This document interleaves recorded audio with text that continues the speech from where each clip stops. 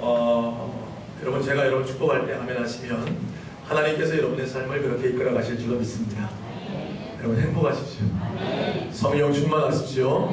제자되어 세상을 변화시키는 성령 공동체 되시기를 주님의 이름으로 축원합니다.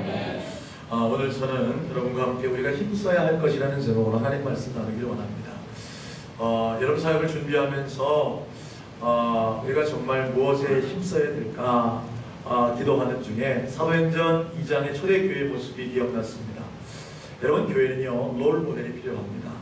여러분의 신앙의 롤 모델도 필요하지만 우리 교회가 닮아가야 될 그 공동체의 모습이 필요하다는 거죠. 그래서 많은 교회들이 한국 교회뿐만 아니라 전 세계 열방 교회들이 초대교회로 돌아가자. 어디로 돌아가자고요? 초대교회로 돌아가자.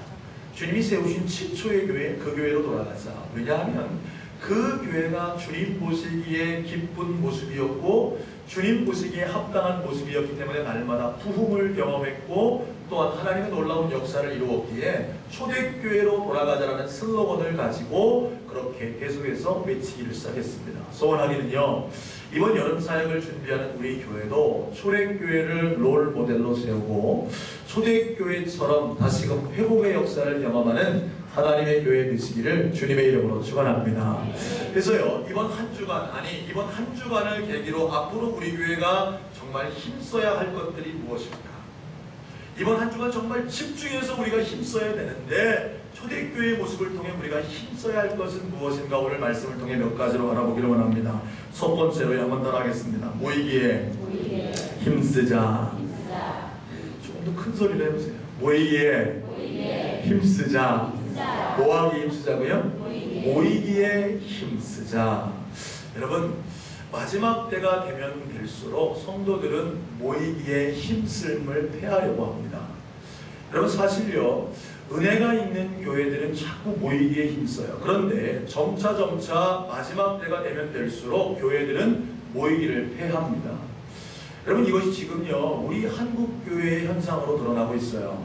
여러분, 서울만 해도요 자꾸 어떻게 하냐면요, 성도들이 안 모이기 시작하니까 집회를 오래 할 수 있다 없다? 없어요. 제가 서울에 있을 때가 그냥 8년 정도 전에 서울에서 제가 사역을 했었거든요.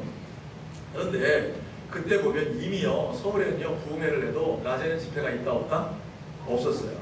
그리고요 낮에만 집회가 없는 게 아니라 심지어 어떤 교회도 있냐면 평일에 성도들이 모이는 게 힘드니까 주일을 4주 연속으로 해서 주일날만 4주 연속으로 해서 오후에 4번 집회를 하는 거예요. 왜? 자꾸 뭐하니까? 안 모이니까. 여러분, 어떤 교회가 부흥하고 어떤 교회가 성장하려면 모이기에 힘쓰는 교회가 성장하는 줄로 믿으시기를 바랍니다. 그럼 왜 모이는 교회가 성장하느냐? 왜 모이기 힘쓰는 교회가 성장하느냐? 오늘 초대교회의 모습을 보면 우리는 알 수 있어요. 초대교회가 모여서 뭘 했냐면 42절 말씀 같이 읽어볼까요? 시작! 그들이 사도의 가르침을 받아 서로 교제하며 떡을 떼며 오로지 기도하기를 힘쓰니라. 자, 42절에 보니까 초대교회가 모이기를 힘썼는데 모여서 뭐 했다고요? 사도의 뭐를 받았다? 가르침을 받았다. 예. 그리고 서로 교제하며 또 뭐 했다? 떡을 뗐고 또 뭐 했다? 기도했다. 4가지를 했어요. 사도의 가르침을 받고 그 다음에 서로 교제를 했고 떡을 뗐고 기도했습니다. 이걸 위해서 날마다 모인 거예요. 여러분, 왜 모이는 교회가 부흥하려면 사도의 가르침을 받는다는 것은 다시 말하면 뭘 듣는다는 거예요? 하나님의 말씀을 듣는다는 거죠. 사도들이 자기들의 생각을 가르치는 것이 아니라 예수님이 나에게 가르쳐주신 그 가르침을 받아 예수님의 말씀을 배우기 때문에 그들이 모이기 힘쓸 때에 그 교회가 부흥하게 되는 거예요. 할렐루야. 이번 여름 사역을 우리가 13일부터 시작해서 또한 16일까지 진행합니다. 그래서 사실은 처음에는요 우리가 전도하고 격려잔치도 하고 뭐 이렇게 그냥 봉사하는 일들로 쭉 하려고 하다가 저녁에는 집회로 저희들이 이렇게 계획을 했어요. 그 이유가 무엇이냐면 하나님의 말씀을 우리가 받고 그 말씀으로 가르침을 받을 때에 우리의 영이 소생되며 부흥을 경험하게 되는 줄로 믿으시기 바랍니다. 그러니까 여러분 이번 집회에 모이기에 힘써야 돼요? 그냥 뭐 교회에서 하나보다 아이고 나랑 상관없다 이렇게 하셔야 돼요? 모이기에 힘쓰셔야 돼요. 따라합시다. 모이기에 힘쓰자. 여러분 소원하기는요, 오늘 예배하는 저와 여러분뿐만 아니라 오늘 이 자리에 참석하지 못한 모든 심령들이 이번 집회에 정말 모이기에 힘써 열심히 참석하게 되기를 주님의 이름으로 축복합니다. 또한요, 여러분만 모이기에 힘쓰는 것이 아니라 여러분 이번 집회는요, 전도 집회입니다. 전도 집회이기 때문에 여러분 주변의 가족들, 이웃들 말씀 들으러 가자고 그들도 함께 모이기에 힘쓸 수 있도록 권면하고 초청하시기를 주님의 이름으로 부탁드립니다. 네, 기대하세요. 저녁 집회에 정말 하나님의 사람들이 모여서 하나님의 그 말씀으로 변화되어야 한다. 여러분 왜 자꾸 모여야 되나요? 말씀을 들어야 되나요? 그래야 믿음이 생기기 때문에 그렇다는 거죠. 여러분 한번 성경 한번 찾아보실래요? 로마서 10장 17절 말씀.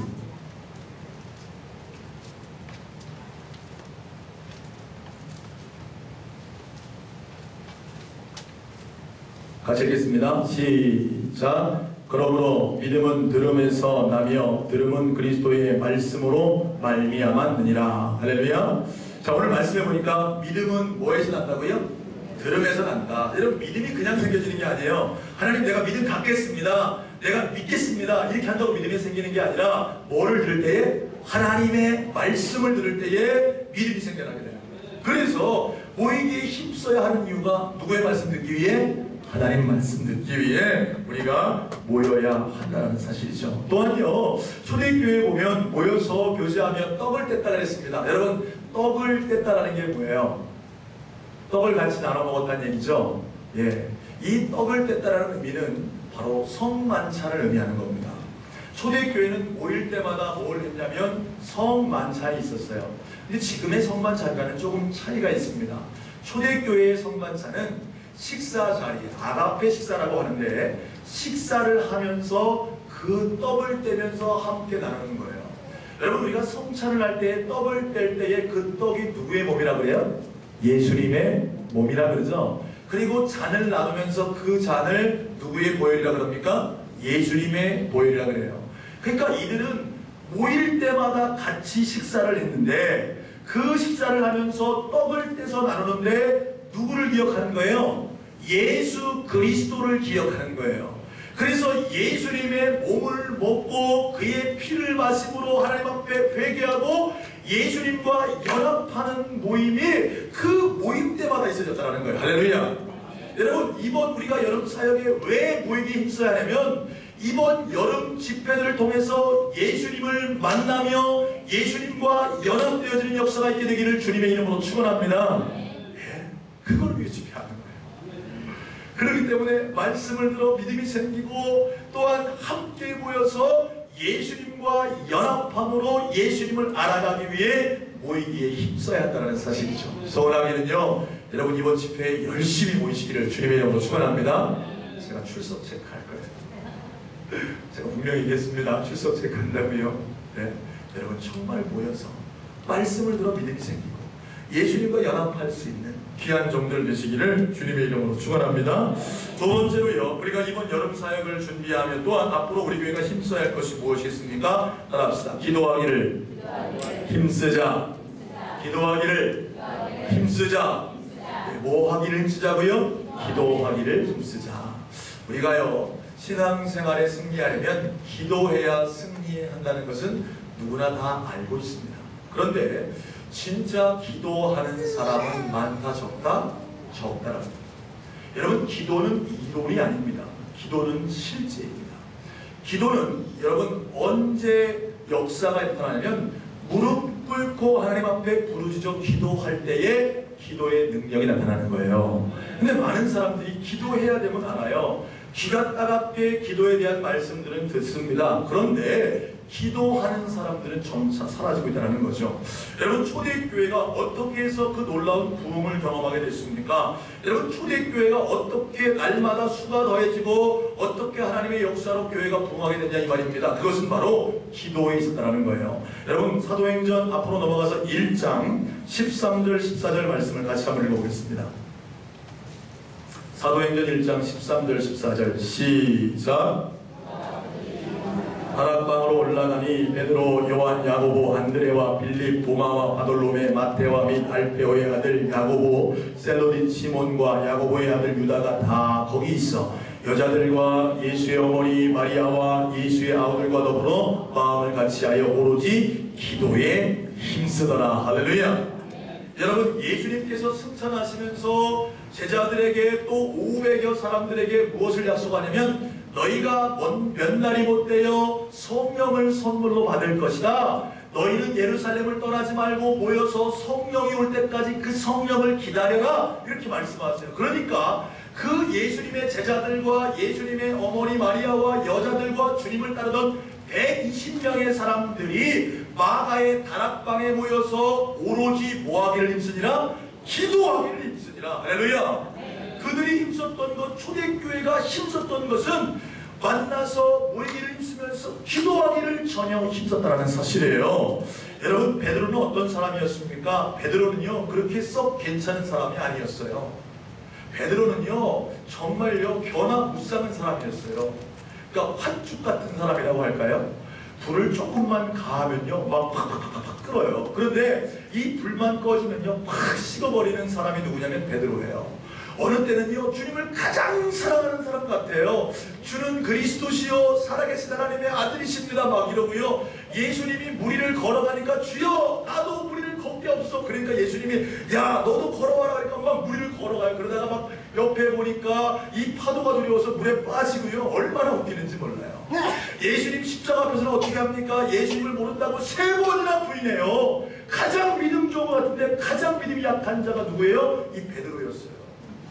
여러분, 이 모습이 누구 모습입니까? 따라합시다. 내 모습이다. 제 모습이에요. 제 모습이 그래요. 목사인 저도 그렇다고요. 어떤 때는요 목사들 중에 믿음 제일 좋은 것 같아요. 그런데 어떤 때는요 평신도보다 더 믿음 없는 모습이 제 안에 있다 없다? 있다. 네, 있다. 그런데요 이런 베드로가 180도로 바뀌어져요. 이런 베드로가요 사람들에게 나가서 복음을 전하기를 시작하는데요 이 베드로가 솔로몬에게 나가서 너희가 예수를 법 없는 자들의 손을 빌려서 못 박아 죽였으나 하나님께서 그 예수를 살리셨다. 할렐루야. 네. 완전히 담대한 자로 바뀐다니까요. 그리고요 그가 법정에 잡혀가게 됩니다. 사내들인 공회라고 70명으로 구성된 공회에 잡혀가지고 공회원들이 뭐라고 하냐면 너 다시는 네 입술로 예수를 증거하지 말아라. 그랬더니 베드로가 뭐라고 하냐면 예전 같으면요 어때요? 계집종 앞에서 나 예수 모른다 죽음이 두려워가지고 그랬던 자가 내가 하나님이 좋게 하랴 사람이 좋게 하랴 나는 내가 보고 들은 것을 전하지 않을 수 없다. 할렐루야. 이렇게 바뀌어지는 거예요. 그런데 어떻게 베드로가 이렇게 바뀌어지느냐? 따라합시다. 기도 때문에 변화됐다. 할렐루야. 여러분 이번 집회 동안 여러분들이 변화되어야 되는데요 집회 모이기에 힘써서 말씀을 듣는 거 중요합니다. 그런데 언제 여러분이 변화되냐면 따라합시다. 기도할 때 변화된다. 할렐루야. 기도할 때 변화돼요. 그러니까 여러분들 이번 집회에 참석하실 때에 올 때부터 뭐 하기를 마음 먹고 오셔야 돼요? 이렇게 목소리가 작죠. 따라합시다. 기도하기를 마음 먹자. 여러분 내가 우리 교회에서 제일 오랫도록 기도하겠다 그런 마음으로 오셔야 돼요. 여러분 보시면요 제가요 1점표에 나눠드린 거 보면요 부흥회 거기 이렇게 해가지고 첫날에는 제가 말씀 전하고 그 밑에 뭐라고 돼 있어요? 기도회 이렇게 돼 있죠. 그 둘째 날도 뭐가 돼 있어요? 기도회. 셋째 날도 뭐가 돼 있어요? 기도회. 언제부턴가요 교회에서 부흥회 하면요 기도를 많이 안 시켜요. 제가 요즘 들어서 부흥회 참석해 보면요 기도를 많이 해야 집회 때 한 2, 3분, 4, 5분, 뭐 10분을 채 못해요. 예? 그런데요 여러분 아무리 좋은 말씀 들어도요 기도 안 하면 여러분들이 은혜를 경험할 수 없다니까요. 소원하면요 이번 집회에 기도 많이 하는 집회가 되기를 주님의 이름으로 축원합니다. 그래서요 뒤에요 첫날 둘째 날은요 축도도 없앨 거예요. 말씀 듣고 기도할 거예요. 열심히 같이 기도하다가 자유스럽게 기도할 수 있는 분위기로 그냥 만들어 놓을 거예요. 여러분 밤이 새도록 기도하는 여러분 되시기를 주님의 이름으로 축원합니다.